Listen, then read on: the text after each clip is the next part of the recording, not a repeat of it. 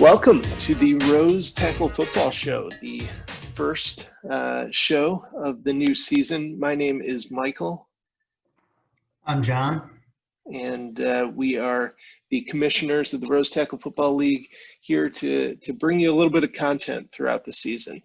So what we're going to do with this show, we're going to try to get it out to you every Wednesday or Thursday during football season. Maybe even a little off-season content too, as we build up to things like drafts and trade deadlines, keeper deadlines. Each show will be a little bit different, but we'll follow some of the same format. We're going to try to give you a little look back at some of the key matchups from the last week. We'll give you some news and notes from the current week, and then we'll look forward, see what's happening in the next round of matchups. We'll also bring you a couple special shows, things like draft recaps, auction value power rankings, and a few other things in there.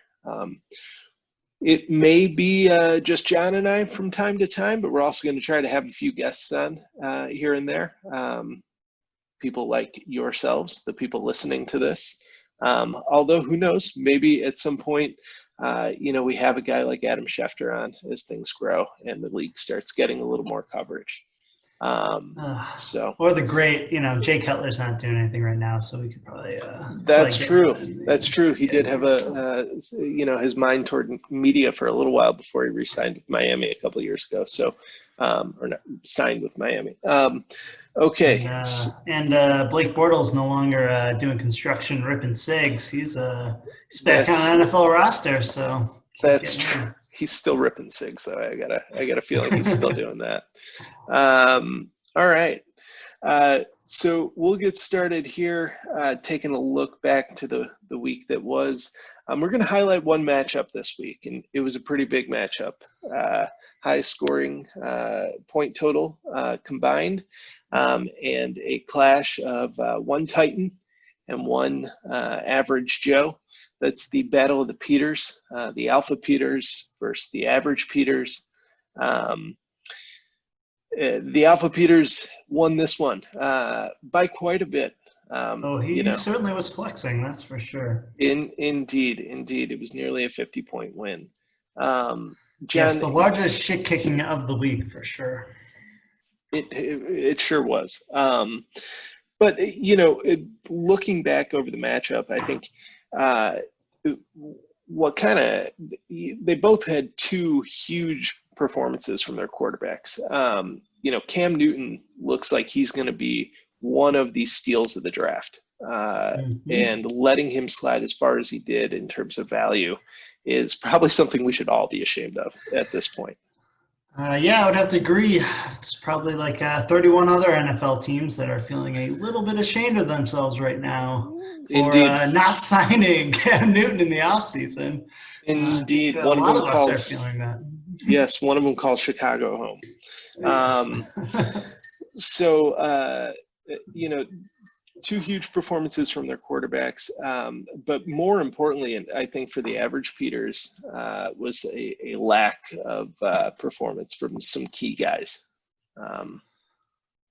Very much so. Julio Jones, which I'm sure some other people in our league have them in other leagues,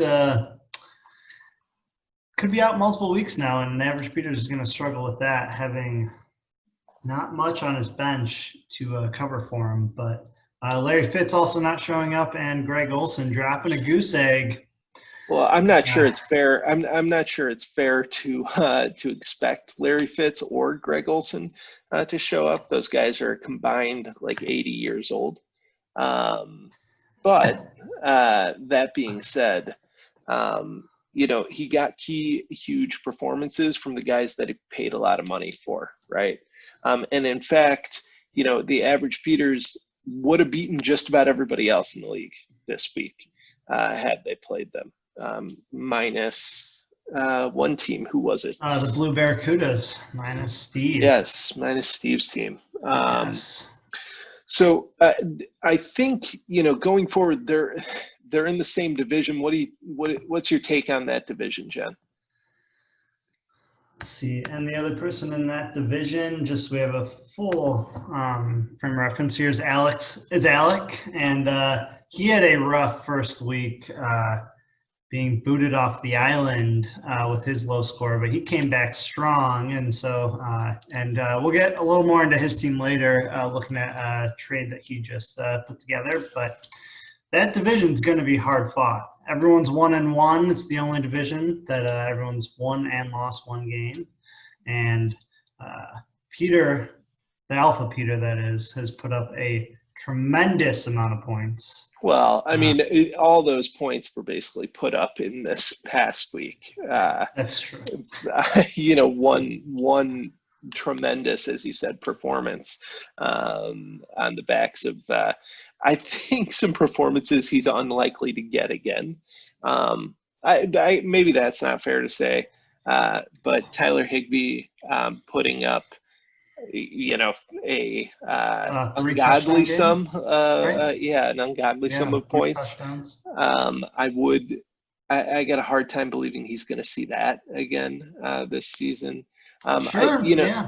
Nick Chubb is really in a backfield that's split and carries, and that team's not going to be able to play Cincinnati every week. So they'll fall back down to earth, and God knows the Bills aren't going to be able to play Miami every week. So that's true. The Bills off to a hot start though, but I don't think that's going to last. But we'll see.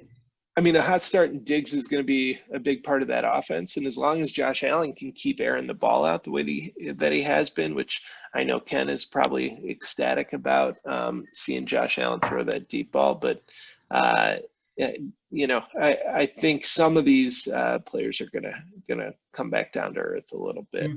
On Peter's side, the other Peter Sullivan's side, one of the biggest holes I see in his team is his bench. What do you think, John? Oh, indeed. I mean, he's starting two tight ends, one of them being Greg Olsen there in his flex, because he doesn't have the depth at running back or wide receiver to carry his team, especially through this Julio Jones injury and having to start Larry Fitz as well. So I think he's gonna run into some trouble there. That seems like a good place to move on to the news and notes section of this show. So let's take a look at the waiver wire and some of the transactions that happened this season or this week. So before we get to your trade, the first trade of the season, let's take a look at the waiver wire. There were a couple big finds out and if there. I may add that, when looking at these, we also need to take a look at the injuries of the past week. And so we all know there were some players just decimated, and a number of people had to go out and spend some big capital to stay alive in the season. And so we've got, CMC, Saquon, Julio Jones, Devontae Adams, a number of key guys. All of San Francisco's defense went down. So,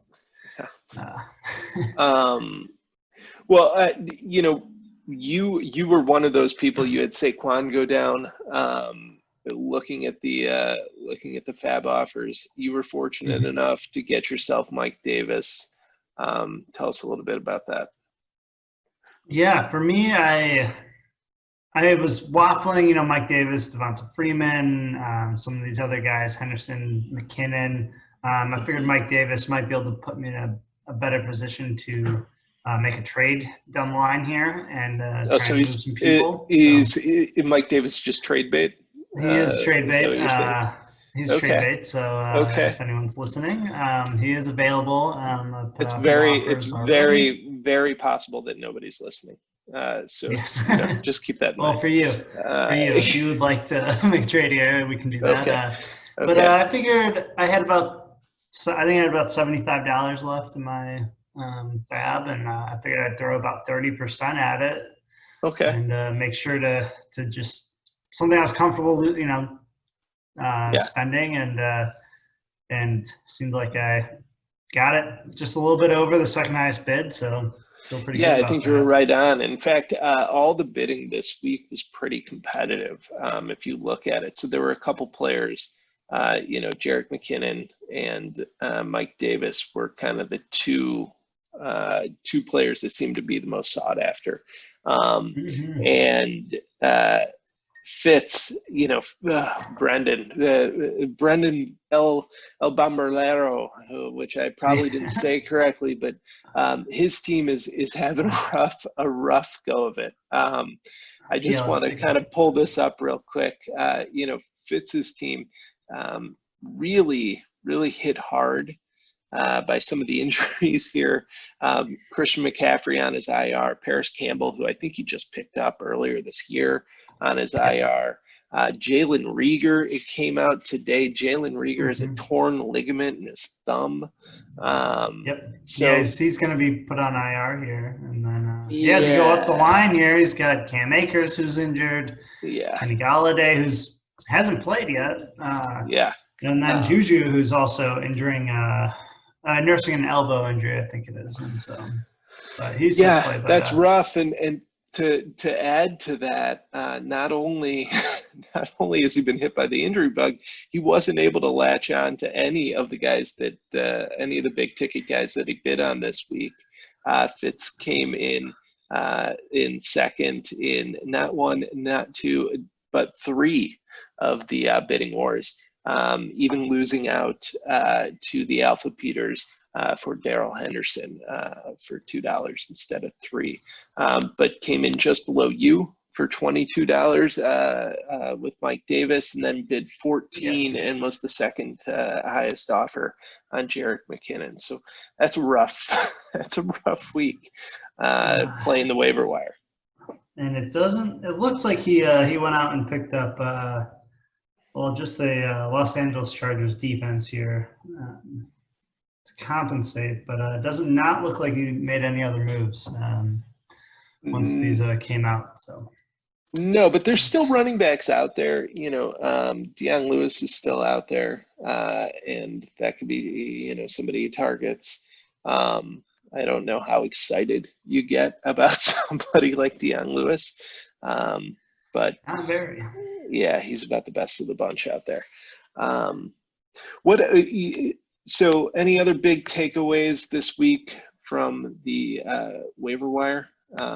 There were a bunch of smaller pickups as well, but I think those were the big ones that stood out.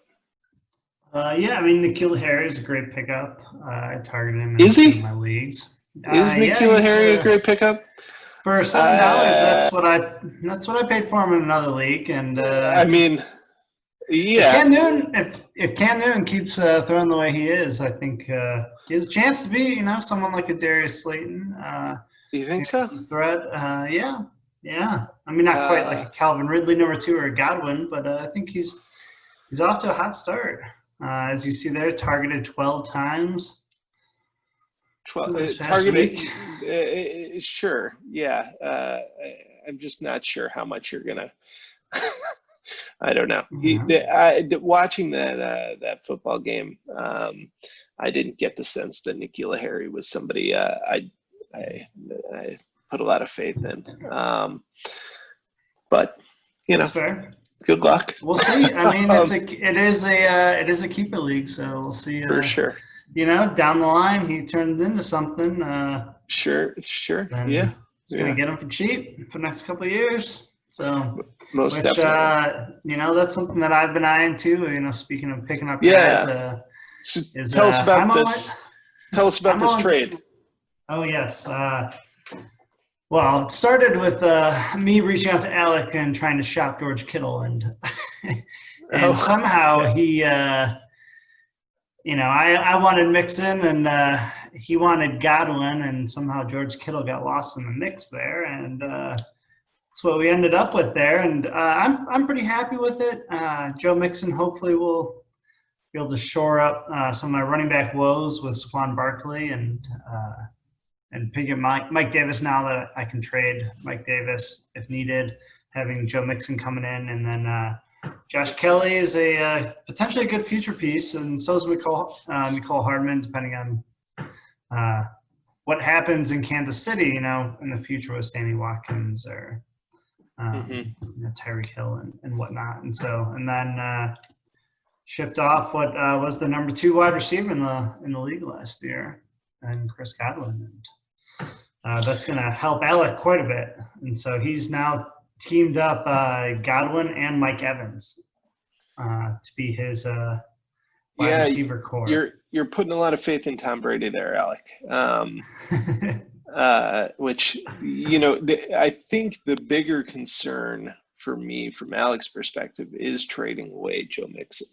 I'm not sure where that leaves him with that other running back slot. So, Malcolm Brown, getting back Malcolm Brown. He's got an injured finger right now, but he was getting the lion's share of the snaps there. Well, Akers is out, but sure. But I also think Darrell Henderson is somebody they like there, so he's going to eat up some of that. Kerryon Johnson, I just have no faith in Kerryon Johnson. I haven't seen anything in the last couple of years of watching the Bears destroy the Lions that makes me think Kerryon Johnson is a good football player. He was looking pretty good prior to the was it 2 years ago then? Was it 2 years ago? Yeah. That he was having a great year and tore his ACL and as an organization, the Lions are not typically a team that I'm targeting, players that I'm targeting because of the organization and most definitely coaching staff there. So I don't put a lot of confidence in any Lions players outside of your Galladays and Stafford. Certainly. And then, from there, I guess the hope is, right, Derrick Henry kind of replicates what he did last year, and your wide receivers buoy you, and Patrick Mahomes kind of keeps you afloat through the season, which, isn't a ridiculous hope. Could definitely happen. But stacking up those Tampa Bay receivers definitely could lead to some enormous weeks for Alec, but could also lead to some real duds in which you're really hoping. I wouldn't say that there's only a few other teams in the league that I would feel comfortable stacking wide receivers like that. The Atlanta Falcons being one of them with Julio Jones and Calvin Ridley, if they're both healthy. For sure. Yeah. And then that's about it. If I had to say. Maybe Tyler Lockett, DK Metcalf, but Allen Robinson and Darnell Mooney. Don't. Yeah, I know. I'm more of an Anthony Miller guy myself. But, no, don't lie. Nobody's an Anthony Miller guy these days. That guy sucks. But we re-signed Tariq Cohen for some reason. For sure, he's our gadget. We got to figure out. Just got to figure out what to do with him. All right. So, in addition to these news and notes and looking back on last week, we want to look forward a little bit here. So let's go ahead and spring forward to this week's matchups. Couple big ones. A couple division matchups. I think you playing the Blue Barracudas. Steve's team is one of them, and then the other division matchup is actually in my division, in the Hallis division. That's the Hollow Earthers and Wings and Pizza, Bill's team and Josh's team, respectively. So out of that Buddy Ryan division, You're the low man on the totem pole, John. You put up a paltry 174 points, the lowest amount of points in the league. What are we expecting? What are we expecting from this matchup? Well, I think clicking into that I'm gonna have to change that around a little bit. Probably drop Mike Davis down into my flex. Potentially, if I, George, depending on George Kittle, how he's doing, and then get mixing up there, and so hopefully that'll bolster my projected score there. And then just might make some other moves here too, hopefully before Sunday, to try and put myself in a better position. But I would say if I don't win this, then I'm gonna go ahead and say I'm gonna look to the future and. Too early for that talk. But 0-3, not a death sentence. You can come back from that. Well, we'll see. Yeah, but otherwise, I think I match up pretty well overall.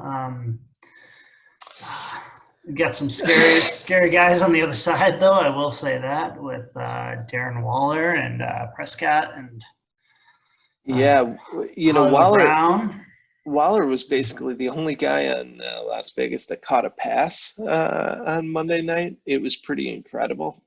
Carr just went to him over and over and over again, and I can't imagine that's going to change anytime soon. I didn't see that he got hurt. He's got a little banged up injury note.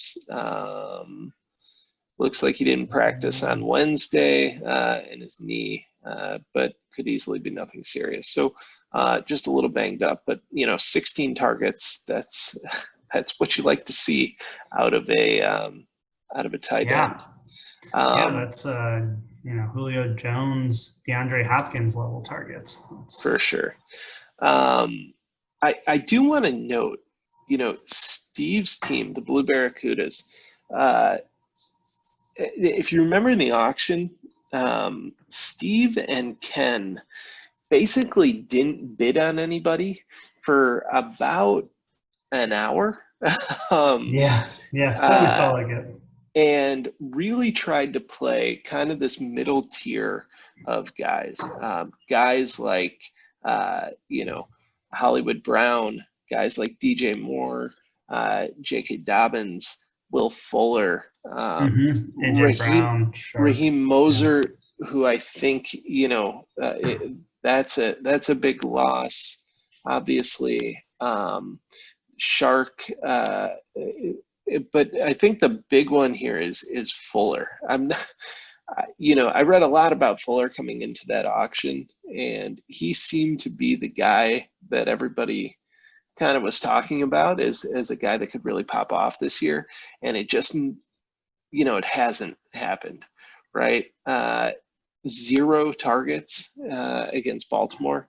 That's devastating. So it'll be interesting to see which of these guys really kind of comes alive. If I had to bet on one, I think Brown is a guy that could really kind of make something of himself in that offense. Which AJ Brown or Hollywood Brown? Sorry, Hollywood Brown. Yeah. I was thinking AJ Brown. I mean, the way that offense in Tennessee has been running is great, but AJ Brown's got to get healthy first, which Steve has that same issue. For sure. His top guys are all down, but I mean he's put together a great squad of backups so far. So indeed. It's not going to be easy, that's for sure. We had one more matchup to look at here. The other division matchup this week, the Hollow Earthers versus Josh's, the Wings and Pizza team. What do you see here? What sticks out to you here? First things first, Josh's got a lot of guts going back to Carson Wentz, so I'll say that. That is, I don't know how long Philly's going to be going back to Carson Wentz. We've got a great backup in Chicago if they want him. I don't I don't think they do. Uh, I like I like this matchup for Bill actually. Um, I think I think he's got some guys going against some teams that they could really do some damage against.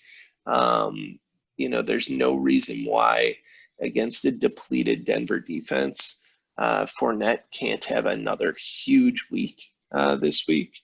And T.Y. Hilton is playing the Jets for crying out loud, and they're barely a professional football team. So Yeah. I think you look at those two matchups, and I like what I see. I think he's right to bench Cooper Kupp against that Buffalo matchup. Yeah, And Cooper Kupp's had a terrible season to start anyway, so yeah, and it's been rough. the position that Bill finds himself in, an enviable one. I know that we just talked about Steve. He was somebody who picked up two kind of high value quarterbacks. I think it was Dak and Watson that he was looking to move. When I look at Bill's team, Bill might have the two best quarterbacks in the league so far this year. Well, two of the three or four best quarterbacks in the league so far this year. In Russell and in Josh Allen. So it's hard to say you go wrong with either one of those guys this Exactly. week. Yeah, no, I've been studying Bill's team a little bit today. Once I picked up Mike Davis and trying to take a look and see, moving George Kittle, if I could do anything with Bill's team. And having Josh Allen sitting on your bench is just unbelievable. Like, yeah. He's had 7 touchdowns, 300 plus yards in both games. I think 400 last week. Just absolutely on fire. And to have the only other guy who's, put up more touchdowns than that with 9 in Russell Wilson, holy crap.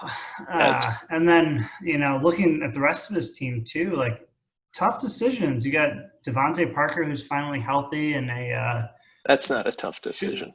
Devontae Parker over Judy. That's a Yeah, Judy's banged up a little bit this week. And Devontae Parker's playing against Jacksonville. I don't know. Thrown to him. I don't trust Devontae Parker at all. I'd trust Jarvis Landry. He was a top 10 receiver in the last half of the season last year. Yeah, the last half of the season of last year. He's been in the league for like 6 years. Yeah, hot hand. You gotta ride that. But T.Y. Hilton, though, I agree with that. Is T.Y. Hilton is due for a big game, and fully healthy this year. Him and Rivers will find that connection. Yeah. And who better to do it against the Jets? Certainly. Josh, on Josh's side of the field, big. There's no reason that Allen Robinson can't have another big game against Atlanta. Hill could definitely go off against Baltimore, and I think if you're looking at Josh's team, though, David Montgomery is that second back is the area that I'd be a little suspect in. I wonder if you don't play James White if he comes back this week off a emotional week. Maybe that gives him a little bit of an edge. That's true. Yeah. So we'll see. Yeah, I will say his top level guys though are very good with Tyreek Hill, Josh Jacobs, Mark Andrews. Edelman's had a good season so far in New England. And then going down on his bench, he's got some people there that when Philip Lindsay gets healthy, will be contending in Denver, and Chase Edmonds too. So certainly. But that Anthony Miller there, though, you got one too many Bears players on your team there. So yeah, the Anthony Miller one might be rough. All right. With Allen Robinson, David Montgomery, and Anthony Miller. That's pretty much the entire Bears offense on Josh's team there. That's true. That's true. Josh went with a lot of Bears. All right. So those are our matchups for this week. Anything else stick out to you for this upcoming week? Any other, big game for Kelly? Kelly could really use a win here against the Alpha Peters. But, Yeah. she's got a good enough team that I don't think her season is over if she doesn't pull through here. No, I was talking to her earlier, and I was saying I think she might have the best, one of the best teams on paper in our league, and it's quite surprising that she is 0-2. Yeah, from her, what I really liked was that Adam Thielen. She kind of took me right above where actually I think I physically couldn't spend any more money to get him at that point in the auction. But I do like the Adam Thielen pick up there. Yeah, she's got plenty of firepower on her team to make a comeback run here in the second year, or in the we're going into the third week. So I was going to say the second quarter of the season, but we're not quite there. Right. The only other thing that to cover is the Peter Kramer Fantasy Island update. And so, yes, indeed. If we go back to the week 2 scores here, we'll see that Kelly just came in right below, less than 2 points there. 2 points below me to have to say goodbye. And Kelly is off the island now, joins Alec in banishment. Indeed. And there are now 10 teams left. And so as we march closer. Do you have a team that you would choose as the one most likely to do it off the top of your head? To win or to be kicked off next week? Oh, give me both. Give me both. Do you? Most likely mine, as you mentioned earlier, has been the lowest score of the season. So that's quite possible. Okay.